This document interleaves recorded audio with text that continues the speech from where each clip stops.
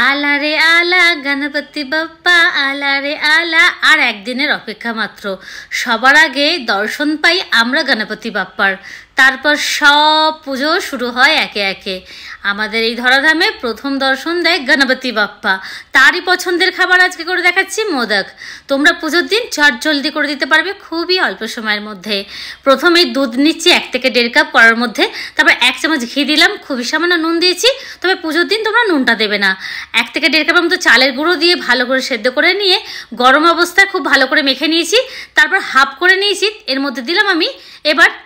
তালটা खूब भालो करे आगे থেকে জাল দিয়ে রেখে দিয়েছিলাম ताल दिए दिलाम 1 থেকে 1.5 চামচ ভালো করে মেখে নিয়েছি আর কিছুটা রেখে দিয়েছি সাদা এবার আমি এখানে পুর করে নেব পুরের মধ্যে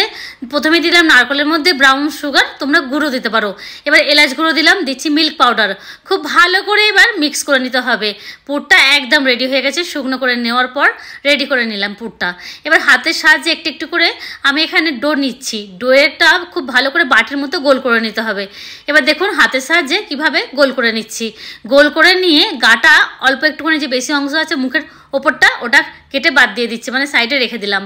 এবার খুব ভালো করে হাতের সাহায্যে একটু গাটা মসৃণ করে নিতে হবে একটু তেলা তেলা করে নিয়ে মানে যেন কোনো দাগ না থাকে এবার চামচের সাহায্যে এবার পেছনের দিকটা এইভাবে দাগ করে নিলে খুব সুন্দর মোদক আকারে কিন্তু কোনো রকম মোল্ড ছাড়াই আমরা মোদক তৈরি করে নিতে পারবো সব রেডি করে নিয়েছি তালের মোদক আর এখানে প্লেন মোদক কি সুন্দর দেখতে হয়েছে না তোমাদের ভালো লেগেছে কিনা কমেন্ট করে জানিও আগে থেকে জল বসিয়ে দিয়েছিলাম এবার ফুটে থালার মধ্যে সবগুলো দিয়ে ভাপিয়ে নিয়েছি ওই 10 থেকে 15 মিনিটের মধ্যেই ভাপানো হয়ে গেছে খুবই তাড়াতাড়ি হয়ে যায় যদি পুরটা তোমরা আগের দিন রেডি করে নাও ব্যাস গণপতি বাপ্পার জন্য মোদক রেডি ভালো লাগলে সাবস্ক্রাইব ফলো